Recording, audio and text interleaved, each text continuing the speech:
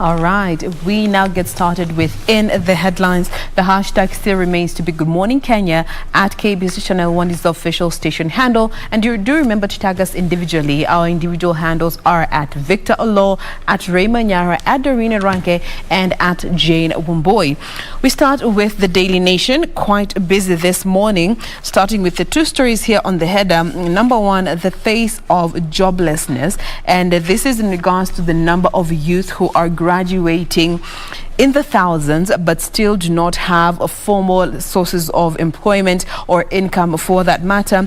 And here they focus on a story of a number of boys who one graduated with a bachelor's degree, and there are 4 others who have diplomas in economics, and they are now smashing stones at a quarry. They are stone crushers just to be able to earn a living, and that is their main source of income. And this is in Bomet, and this is just one in a million other cases of unemployment that we get to hear of on a daily. Now, the second story is in regards to police and barriers on the roads, as it has now been reinstated again that there will no longer be barriers on the road, and this is a ban that came through. Let me just give you some quick details about this particular story. So the National Police Service has again banned roadblocks and static police checks across the road following numerous complaints on traffic officers collecting bribes from motorists. And this particular ban has been catalyzed also with the incident that happened a couple of 3 weeks back, where there was some 4 police officers who sent themselves money from one civilian who was caught past curfew hours, just looking at the whole issue of bribe where police officers are involved. And in that particular case, they actually sent themselves 1,030 sauna ya kutoa. So that particular incident actually catalyzed this whole situation. And this is not the first time we are hearing of these barriers and police checks being banned on the roads. But there have been many complaints that have been made against traffic police officers, which are going to be investigated and taken, stand action taken, all in an effort to enforce discipline among traffic police officers. Now, moving forward, there are some resolutions that made at traffic management meeting that was attended by the IG himself. And in this particular circular from the IG, police leadership has previously banned roadblocks, and now it is going to be reinforced again on highways, with the exception of mobile patrols and security operations following similar complaints. But that is the state of that particular story. Away with roadblocks as police boss reinstates the ban on barriers. And I can't wait to hear Victor and Ray's interaction with some of these police barriers, but we'll be getting to that once we get to the details part of this segment. I'm going to make a split. Quick fast. Vic, experience with some of these random police checks. Absolutely. Okay, on the flip side, it's a good thing. More so, police officers used to have their, the police roadblocks for all the obvious reasons, perhaps to stop the contraband, to check on the overloading of vehicles, and so etc., etc. But then now you realize that some of the police officers, for all the bad reasons, were doing it for all the bad reasons again. In certain countries, roadblocks do not exist. There exist the patrols, where at a particular point, after some kilometers, you'll find a police patrol van just patrolling the highway. And for example, between Nairobi and Nakuru, you'd find several patrol vehicles there. And you look at it this way: which is more effective, having a roadblock somewhere or having police patrol vehicles patrolling the highway? Which is more effective? So something happens in, for example, in Kinungi. All right, and already you've passed a roadblock somewhere between Kikuyu, Limuru, and Kinungi. What happens? For you to get that police officer to go and respond to such a case is a trouble. So, well, ask me, I think having a highway patrol vehicles will be more effective in terms of response and just keeping check on the security matters on the road, and for the bribes purposes, that will reduce. Absolutely. I have a thing, and I think the case of police officers being accused of being either number one, number two in terms of bribery during data collection and reports, somehow that will reduce, and we are likely to see how it will pan out. Regina. Why are you like Regina? The way you look from say way over here. the other time. Well, Ukiona police checks unaanza kutafuta nini mbaya? Yeah, what's Sina wrong? makosa. Kama What una did I makosa, do? Afande ni unaenda sawa. umeenda. Yeah, and Anakusalimia tu. if I can Hata come. kusalimia ni story. Anakusalimia tu but no. Victor ndiye anasimamanga. No. Yeah. I don't know. Maybe it's because I grew up seeing, you know, all that. Like askari, by the time they're getting to you, see ID, you know, CDL. umetoka wapi, mbona umevaa hivo, mbona unakaa hivo. Jesus, to a point where I grew up, I think it's the enculturation. And I know a majority of us Kenyans, we are always very apprehensive when a police officer approach you. And I give an example here. When it rains, It paused. and no, when it literally rains in traffic, and this police traffic officer is on a roundabout or manning a certain road, you'll rarely see a motorist pulling over and handing them an umbrella. You might not know that you might actually be giving them an umbrella. Then, my friend, iko wapi DL? You know, Umejipeleka ama insurance kichinjio. yako, ama miguu yako imeisha, ama, you know. Unfortunately, that is where we are as a majority of Kenyans, and I think that needs to change. When it comes to bribe, I'm sure anyone who's been using our Kenyan roads has seen the tactic, and there's been documentaries and features that have been made out. Watu wanarusha chini, watu wa matatu wanarusha chini akipita, someone collects it with a button. I mean, ama akiitishwa DL anaeka something pale ndani, ukisalimia afisa lazima uwezi msalimia hivi, unamsalimia hivi, you know, because you have something in hand.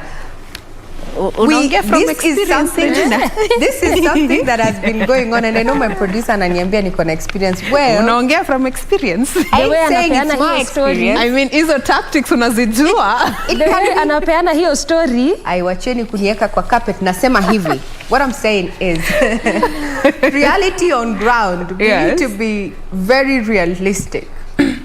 Either it has happened to us, someone we know, we have seen or heard.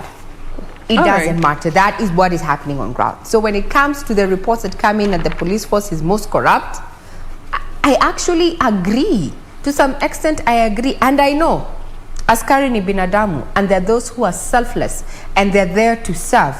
But there's few, the pockets are making it worse for everybody. Personally, a cop stands me, or rather just ask me to pull over. I start thinking, do I have my DL? Is my insurance okay? Are my wheels okay? Is my light okay? I start thinking about everything, and they may be lost or seeking help, but my head has already gone to defense mode. Okay. Actually, there was an incident where I told a traffic cop niko na COVID. Ndio akuache. Aniwache You see, bisa. experience. You know, I had to come up with something. D. Because You're a Kenyan. We and actually being a Kenyan also is have your that business. story. True to it. We also have that story by the on the People's Daily. Yeah. And just following that meeting that was held by the IG, Hilary Mutyambai, and the deputy IG as well of police, that is Edward Mbugwa, they now came to a conclusion that I think should be like as from just when they had that meeting, that all county police commanders will now be directly responsible for close supervision of traffic management in their jurisdictions, and also in ensuring that no motor vehicles are detained along the roads for long hours. You can also just remember that these roadblocks had been put in place to try and see how best they can enforce the COVID protocols. But sasa wali chukua kama advantage. mnapangwa hapo Msururu. And you also, They the took it as traffic an that usually comes advantage. with that. Yes, because actually there was such a roadblock when government made a pact with the Matatu Association of Kenya that yes, you can carry to full capacity, but it has to be under the laid down health protocols in as far as COVID is concerned. Just on Langata Road in the morning and around 5:30, Yes. vehicles are being pulled over to the side and they are not letting the personal vehicles drive past. So the tailback of traffic goes on and on. I mean, there is what has been put on paper, but the execution is an issue altogether. And Miss Doreen, one of our viewers says, good to have you back. Yesterday you were missing in action. And also comments and says that Jain was also missing in action. So mwambie my fans what was keeping you, where you were. Then we remembered it was Monday, but hey, that was just on a lighter note. I've just had to read that nilikuwa comment. nangoja akose kunitaja. Nilikuwa nangoja akose kuniulizia. Ningeleta vita mbaya. No, they Ningeona missed you, Jade. dust ya They missed yellow. you. They missed you. Just I woke up today and chose violence. yeah, just breathe. But nonetheless, that is basically the front page of the Daily Nation. More of these stories, I'm sure they've been captured in all the other dailies. Vic. All right. But then, Jen, just on that story, I think if the police officers and the police bosses are planning something good for this country, then, well, I don't know the extent of the conversation in regards to this one, but it will call for proper equipment in terms of vehicles. Look at the police vehicles that we have currently. There's some really nice ones. There's some nice ones, yes, but then it will call for proper vehicles to be given to all the police stations across the country. Not one, not two, not three. The mobile patrol units. The mobile patrol units should be there. All right. So on the front page of the Star newspaper, Kenyatta troops to Ruto. How did you make billions? Kenyatta troops to Ruto. How did you make billions? Murkomen says that Jubilee officials are grieving the death of the party. Says anger manifested by the SG is stage 2 of grief. It's political season and we are yet to see more. Gloves are off, quite literally. Now, Tuju tears into DP, calls him a selfish and greedy politician. This happened yesterday. You can read that story on the front page on the Star there. Now, woman 23, a student by day and security guard by night. Many university students use their free time to mingle and have fun, sampling nearby towns and engaging in mischievous activities. But for 23-year-old Mary Njeri, anytime she's not in class is an opportunity to make money. Njeri, a fourth-year student pursuing criminology and security studies, works as a security guard at night. Wow. Okay, Coffee Board bought 339 acres in name of ex-chairman. A directorate and the Agriculture and Food Authority bought 339 acres in Kiambu in the name of a former chairman, the Auditor General has said. You can take a look at that story as well. So in terms of vaccination here, 5.1 million doses. The government is racing against time to vaccinate 10 million by December. That is 10 million people. Nomads to be prioritized for one-shot J&J vaccine. Counties that host nomadic pastoralists will be given priority in the distribution of the COVID-19 Johnson & Johnson vaccines. This is one of the actions that the government is taking to ensure that the 10 million December target is attained. Kenya is home to many nomadic pastoralists, especially in the arid and semi-arid lands in the northeastern part of the country, such as Isiolo and Marsabit. So, race against time to vaccinate 10 million people by December. All right, the Ministry of Education had this drive to have 100% transition to high school, and now parents arrested in Kwale for failing to enroll students. Remember, CS for Education George Magoha said that no student will be arrested, but the parents will take the responsibility. 47 parents were on Monday, that is yesterday, arrested for failing to take their children to school in Kwale County. They were arrested a day after the Coast Regional Commissioner John Elungat raised the alarm over the low Form 1 intake in the region. Kwale has performed poorly among all the coastal counties in ensuring all children transit from class 8 to Form 1. The region recorded 69% success despite the nationwide 100% transition campaign. So that is what is happening down there in Kwale, and that drive is still going to continue. So that is like a warning shot to all the parents out there from the CES of Education, George Magoha, that your student or your child will not be arrested, but you'll take the responsibility. If a child is below 18, you know who takes the responsibility. That's it. Now, Doreen. Oh, well, okay. you've given us quite a summary there of what is making headlines, and it coincides with what I have here on the Standard, with the exception of two stories I want to highlight. I'll start off with the peculiar case of what is being treated, or rather termed as an arson attack, on county offices down in Kisumu. Now, police are exploring an arson angle to the Sunday afternoon fire of the Kisumu Prosperity House that destroyed crucial documents in Governor Anyang' Nyong'o's administration. Right? Now, this particular incident came days after the governor ordered an internal audit on approval of buildings in the county as part of efforts to streamline services. What is among the documents that were destroyed include approval plans of a number of buildings, as well as several important documents in the Lands and Planning Department.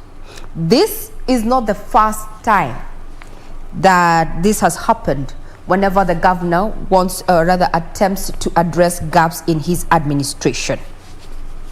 The developments come as the Ethics and Anti-Corruption Commission said they were not following specific cases from the department, even though they are pursuing a number of land cases in the county. Now, that term, audit queries, and this goes out to all auditors out there. They run a risk, especially if a system isn't, as proper and transparent, because whenever we call for an audit, someone has to do it, and these are auditors. A majority of them end up bearing the brunt for keeping these processes transparent and doing their job. So this is what is happening now. Police are exploring an arson angle to the county office fire. We will leave it to them, but I'm just talking about, so who takes care of the audit, or the auditors who carry out these audits? How safe are they when they come to not just county governments, but also when they are auditing government offices or firms or organizations, or even private firms? The person who tells you, you know what, you have been investing this amount of money for XYZ, but percentage X went to so-and-so's account. Who takes care of them? Are they safe and secure? Do we have systems that uphold transparency? Do we have the zero corruption tolerance? Do we have the goodwill to accept the truth when it's done? Those are just rhetorical questions, just posing to you. We are headed to the general elections 2022, and already we're hearing a section of politicians asking their counterparts to come out clean and declare how much they pay in taxes. Remember, kulipa ushuru ni kujitegemea. That is the slogan that the Kenya Revenue Authority has for all of us. Now we cross over to the ravages of COVID-19, what we have termed as COVID-19 disruptions. And we have crossed over to business, Jain and Doreen. Now there's a special report here. Every Tuesday, it's Matters Finances in this particular daily. And it has gone further to just list the number of staff that were let go during the COVID-19 year, which is 2020. And I'd want to read some that did away with over 1,000 employees in 2020. One of the listed companies there is Centum, that did away with 1,703 employees in that year. We also have Kenya Airways that let go of 1,123 members of staff. We have Kenya Power and Lighting Company that let go of 435 employees. We have NMG that let go of 260 persons during that year. But it's not all gloom, because some of the listed companies decided during this year that they're going to employ more. And I'd want to read those ones. We have Equity Bank that employed 539 persons during that year. Coop Bank went further to employ 206 persons in that year. We have Britam that employed 6. We have the Nairobi Securities Exchange that employed 2 more. And we have BAT that employed 2,144 more in 2020. And this is a survey of, members of staff at listed firms. Maybe you're wondering why I'm mentioning those two. And the header here goes, how firms pushed workers to the drain to survive the COVID-19 storm. Ponder on that. And as you ponder on that, we take a quick breather. You are watching In the Headlines on KBC Channel 1.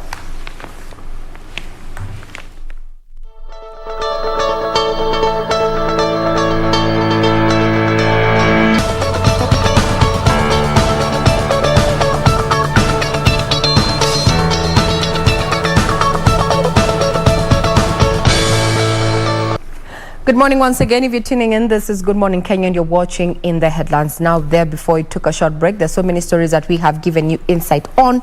And Patrick Kamau, who is watching from Nairobi, he's responding to that story that was highlighted by Jane there, and we weighed in on the issue of, police roadblocks. He says, good morning, those police roadblocks should be blocked forever.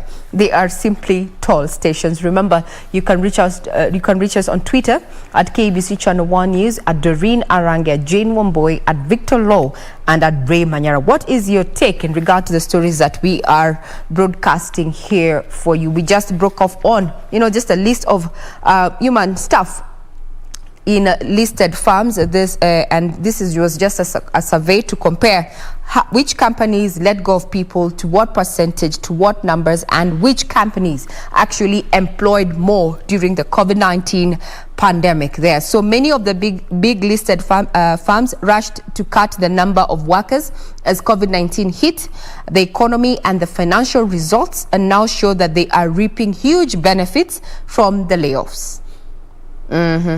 As they say, one man's what? I don't know. How does it go? Is it one man's poison is another man's poison? One man's meat is another man's poison. And the other way around. Kabisa. So what you think is, not of value, someone else has seen the value. The question is, why didn't you see the value in the first place? Doreen? Sometimes that's just how it is. Sure. When you don't see the value, someone else sees that value and really values you the more. But then the question is, Doreen, when another person comes into play and they see the value that the first person didn't see, why does the first person who did not see the value still want to come back now that this item has been polished and the value has been revealed? They just realize they've missed something very important. And now it's not going to ever come back whatsoever. And that cuts across, by the way. But then also a question that I posed to Jane. Do you think that this person who comes in, sees the value of something, would let go and let the person who never saw the value take their place? Hapo ndio unakumbukanga why you left in the first place. And this cuts across employment, relationships, anywhere. Go back to that space and look at the reasons as to why you left. If they made sense, well and good. That was a toxic relationship. If they made sense then, but you have seen change that is worth it, again, very individual, then you can proceed with caution. Victor, what do you think? It's an individual decision. Allah. Yeah. No sooner had we than. It is definitely very individual, Yes. whether you choose to go back or move on with life. But again, that's why it's also important for you as a person to know your value and know what you stand for, because it becomes also important to know whether you'll go back or stay where someone has now seeing your value.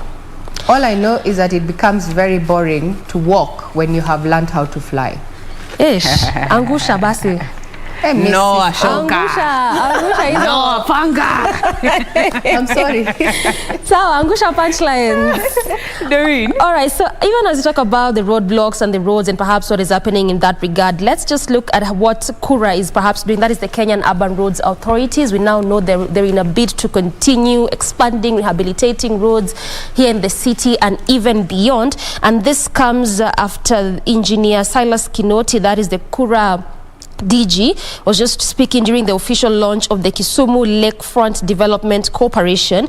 This is part of what they're trying to do to continue rehabilitating most of the roads, as well as just trying to ensure that there's proper infrastructure.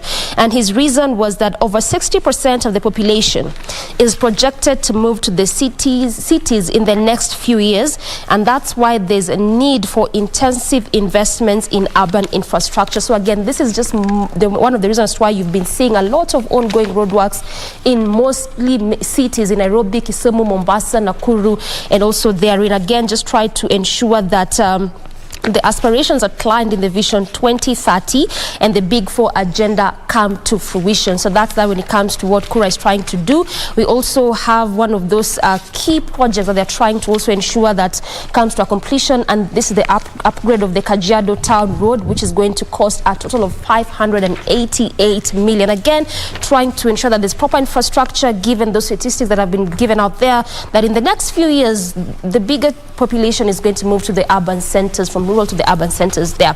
And coming to also what the government is trying to do in regards to drought in most parts of the country, various counties, key among them being Turkana, Marsabit, Garissa, Wajir there, at least just trying to ensure that they allocate 2 billion to combat that ongoing drought, which has been brought about by the failed rains between October and December of 2020, that is the long rains, and also that anticipated short rains, which quite didn't happen as it was anticipated, that is between the months of March and May of this year. And again, if we also miss those rains again in the month of October, that is when there will really be that serious drought in various counties.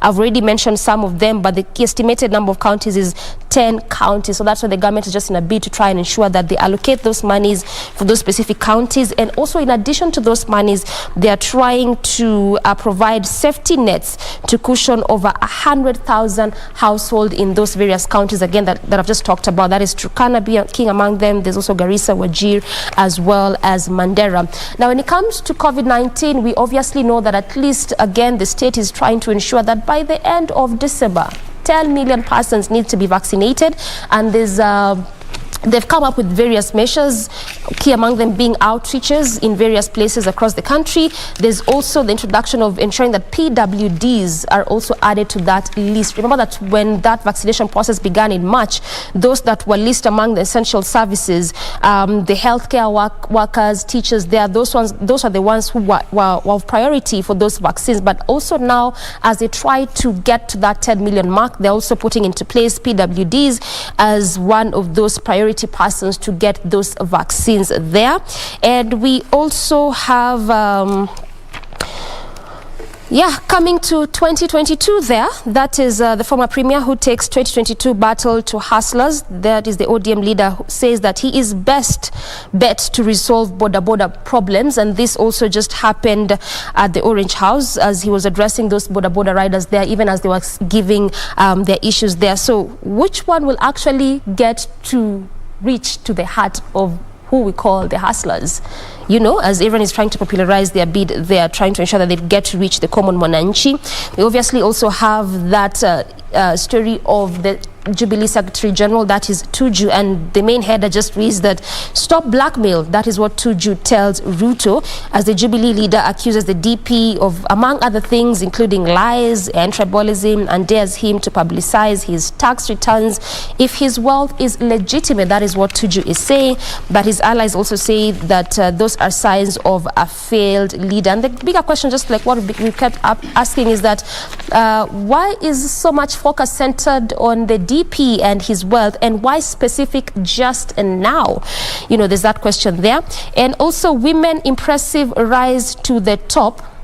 These are key, among them being Kome, Ngilu, and Waiguru, who are now feted among 100 most influential women in Africa. A feat that gives a peek into the rise of women to powerful positions in public service. Someone said that perhaps it's time for women to come up and rise and take their positions. Wagwan. Power to the women. Power to the women. Oh. Oh, yes. Now, Ray, there's a story that you had mentioned during the brief, the GMK news brief, in regards to a woman who decided to outman him. So the lady, Margaret Wanjiru, 52 years, killed her husband. Let me get his name. Where is it? Nilikuwa nimeiona hapa tu sai. 99-year-old. So let me give you some more details of what has been captured here. Very briefly, Murang'a couple is said to have had a rocky marriage. Mind you, they were married for 52 years. 52. Are we together? So the police have arrested this lady, suspected of beheading her husband.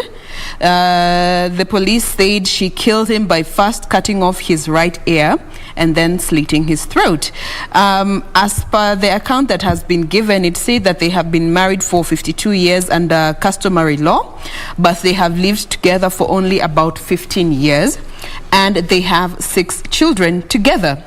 Over the years, they have been having a lot of conflict regarding paternity of the children, family land, and suspicion of infidelity.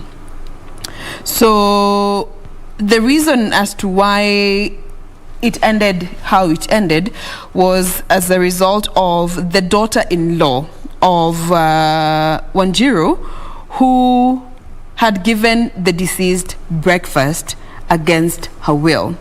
And this is something that she was against for a while, because she refused her family members to give financial and food to the man, saying that she's very capable of taking care of him. To some point, they even wanted to take him to a home for the elderly to receive better care, but she refused and was very angered by this. So on this particular incident, the daughter-in-law had given the deceased breakfast, and the husband, of course, to the daughter-in-law came out to defend her, but it is said that this particular lady lost it, went into a spurt of rage, and in that spurt of anger, she ran for a machete, which she used to kill her husband. First, by cutting off the ear, then the throat, and it is also reported that the man had some deep cuts on the right forearm. You know, when we say, it is also reported that she had been in and out of this marriage over the years. They had issues, walks out, comes back again, walks out, comes back again. This goes back to just what we have said a while ago. Should you choose to leave whatever entity that may be, and then you decide to come back, knowing very well the reasons as to why you left in the first place, and consciously knowing you're going back there again, are you aware of what you're putting yourself in or through again? And if you are aware of that, how ready are you to live with the consequences of your choice? Clearly, from this particular story, you know, issues to do with infidelity, land issues, property has always been a very big problem, especially in our African setup. And it has been a big source of marriages breaking down. But now, for over 52 years, guys, back and forth in a relationship for 52 years, 6 children later. only for it to end So in she the death of this 99-year-old man. Let's look at the wounds. So she started by cutting off his ear. The right one. I'm sure someone would interpret that maybe he wasn't listening to her all those years and decided to off the ear first. Regina. You remember also Peter did the same, yeah? Yeah. When Jesus, you know, those who read the Bible. I'm just saying. Ain't saying nothing. I'm just saying. I remembered that, you know, it's just Tuesday. We were in church on Sunday. So I remembered when they were coming to take Jesus away, Peter did away with someone's ear. And Jesus actually picked the ear from the ground and fixed it. I think that was the last miracle healing Involving ears. that Jesus performed before he was crucified at Golgotha. Anyway, the woman decided to go for the ear first. I don't think I have anything else to say. I mean, I have nothing. You're expecting me to say something. I even don't know why I'm smiling. I'm not even smiling about that issue. I'm just wondering what was going on through the 65-year-old woman's head when... The daughter-in-law says that she had never seen her this angry. I think she had gotten Tired. to her end of thinking capacity, that ECT aspect. If you have Temporary been together, insanity. yes. You know, and if you look at how she went about murdering her husband, because It now was very it says, personal. you see passion in it. I think this is what you call crimes of passion, because you see in a moment, in a flash, someone you'd never, 65, that's a grandma, literally, offing the granddad. You know, you look at it, you're like, how many years? What has she been bottling 52. over the last 52 years? What has she been keeping in her heart? And she couldn't take it no more. Because I am sure it is not just about the meal. It isn't. And I wish whenever we, as a media, I don't know if there's that opportunity, but you see, this is a matter that is in investigation. I think this is something I would want to ask. Like, have an interview. You know, I read, there's a fictional book I read, Interview with a Vampire. It's also a film. But what I got from that particular film is that we need to ask the backstory to understand if this is a serial killer. What was going through your head? What was your trigger? And it actually, I don't know if I should relate to a gun incident that took place in Florida yesterday, where a man shot 4 people at random, including a mother cradling a baby. And when this former Marine was questioned, he said that he had heard God's voice directly. And he drove around shooting people at random. So they went further to actually want to know what was his driving force. And this came through. Even in one of his victims, he says that there was a man who was mowing his lawn on Saturday night when Riley drove by his home in Lakeland, about 48 kilometers east of Tampa, and saying God told him to stop because Gleason's daughter was going to commit suicide. So someone randomly is driving down the road. They see you minding your business. They decide, you know what? God has told me to stop right here because your daughter, they don't even know if he has a daughter or not, is going to commit suicide, so I'm going to off you first. You know? What goes through their head? I would want to know, because it would inform other things. I don't know, it's just... Regina, perhaps if I just chipped in, I think it's... there's a psychologist who said that when that aspect of committing suicide, of killing someone, gets into someone's head, that person is sick. It's sickness. So if I say... by virtue of having those thoughts? Exactly. That person is sick. And that person should be taken to a hospital or a psychiatrist for a mental checkup and, basically for treatment, all right? This is somebody who've killed a husband, and according to Jain, they've been married for how many years? 52. 52 good Under years. customary law, that all right? is. And they've lived together for 15 years. Yes. Then it means that the remaining part of their marriage, they've had issues. And it was just a matter of time before such a thing happened. And probably Yes. this lady, the way you said, Regina, there is a backstory. If they've been married for all those years under customary law, but they've only been living together for 15 years and they have got 6 kids, then it means that they've been living separately for a very long time because of accusations of integrity, you know, what are the allegations there? Infidelity, property and all that, all right? So there is just so much that is shrouded in that kind of situation in that family that perhaps the lady saw it that this man at that age, 95, 99, according to the story, he was weak.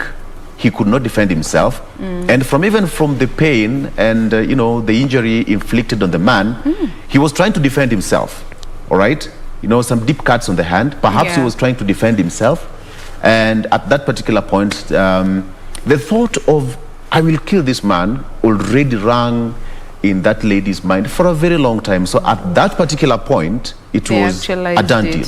It was a done deal. But then, it's a crazy world.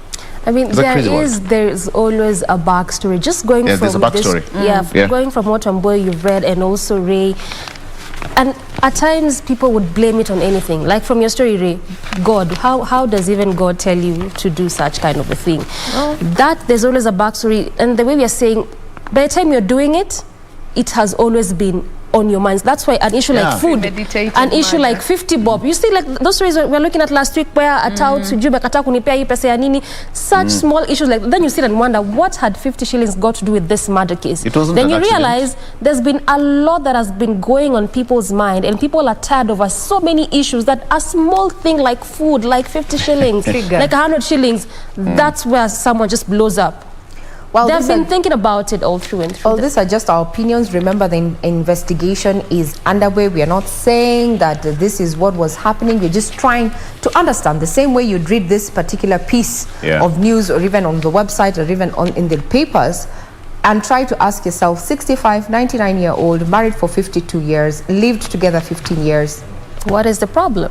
Yes, but hey, we might never know. You know, I'm just wondering. Dead men tell no tales. Pirates of the Caribbean. I'm just wondering how many years this lady would spend in jail. I'm wondering too. That is at that age. If she's found, if actually, because this is if irrefutable evidence is actually produced, and this goes through all the motions, and she gets a conviction. Supposing she gets a conviction.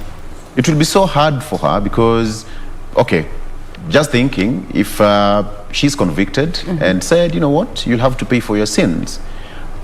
I can imagine the man has rested, yes, but the anguish and, you know, at that age, it's terrible. So, anyway, think about before you make any decision. Exactly, yeah. Mume realized the guy was 34 when she was being born. When the lady was being born. Watch, age is nothing but a number. Wow, okay. The star. Okay. I repeat, age is nothing but a number. Thank you very much, Victor. Okay, very quickly, as we transition to the next hour, in politics, of course, Uhuru allies, Karua, Kiunjuri, planned meeting with Mount Kenya leaders. Of course, this is something that we'll be discussing the next hour with our analyst already in studio. The forum is seeking consensus on the region's agenda ahead of 2022 elections. It has emerged that a caucus dubbed Mount Kenya Unity Forum is reaching out to Tanga and Kilaweke MPs for the crucial meeting to come up with region's wish list. On Monday, NAK Kenya party leader Martha Karua and the Service Party boss, that is Mwangi Kiunjuri, held talks with some of the President Uhuru Kenyatta's confidants at a Nairobi Serena Hotel. So we'll be discussing that in the next hour, just to understand how that would pan out. And again, Waiguru says, I can't rule out working with the DP, but says it's a bit too early for a discussion on whether she would join Ruto's UDA. Waiguru, however, said that it's a bit too early to have such a discussion. The governor opened up about her 2022 political plan, saying that while she cannot clearly say whether or not she will join UDA, the people of Kirinyaga will have the ultimate decision. So the county chief has recently signaled to change her 2022 political course, especially after the court's setbacks that roiled the Building Bridges initiative process to amend the Constitution. That is as far as that is concerned. Again, tough new laws to deter child neglect. The government has drawn a new set of laws spelling out a raft of hefty fines for child neglect and abuse, especially in social and electronic media spaces. The Children Bill 2021 seeks to repeal the Children Act 2001 to provide for penalties for denying a child the right to life, survival, well-being and development. The bill, sponsored by Majority Leader Amos Kimunya, gives the state powers to take measures against any abuses of child rights and neglect of personal responsibility. So on parental responsibility, the bill provides that where a child is born in wedlock, the parents of the child shall have parental responsibility for the child on an equal basis.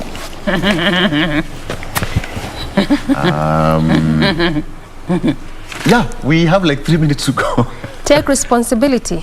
Yes, equal responsibility. And this is something we talked about. Was it a week or so ago? Just last week, actually. Yes, we discussed about this. And I can't remember, it was heated. Hii debate ya 50-50. Yeah, finje, Hamza. Okay. Yesterday we talked about, maybe if you want to get into that, I don't know. Proceeding with caution, I like it. What are you saying? There's a case here, former senator seeks to postpone 2022 polls. I just want to go to that story, but I realized...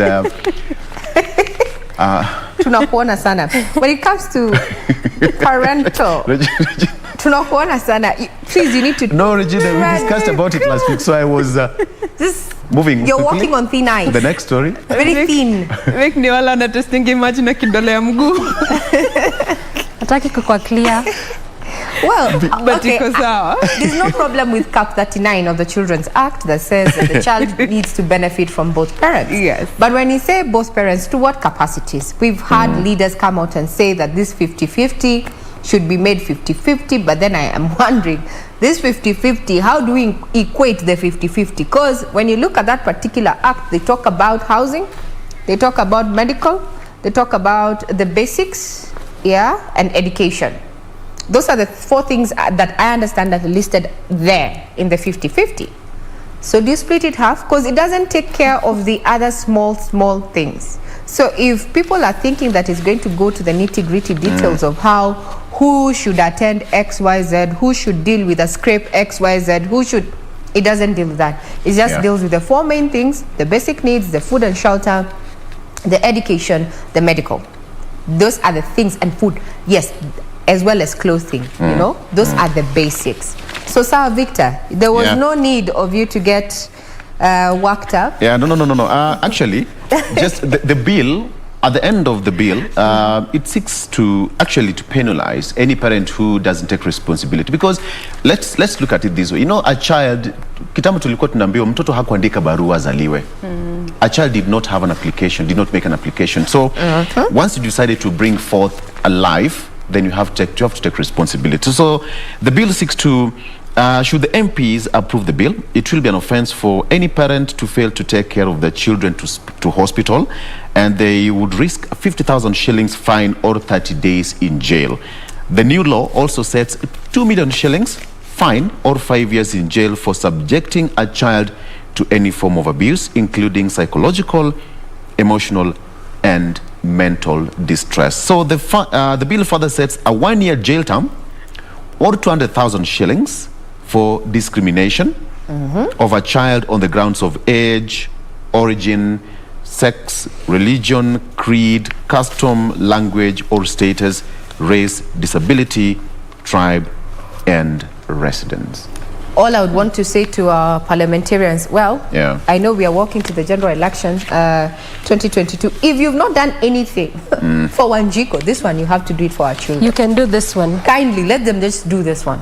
It has no, political implications. Yes, we know, but we'll be securing the life of the children and not to favor any gender.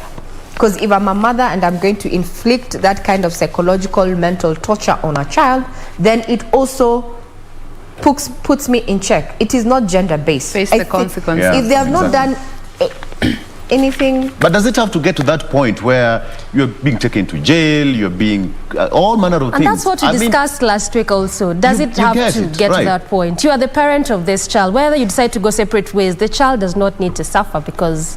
Can I tell you something? Tukifunga. Common sense is not so common To everyone. Capiche? Good morning once again. I'm Drops Regina newspaper. Manyara. Enjoy your viewing. So much is coming up in not too long, so not go away. Keep us company.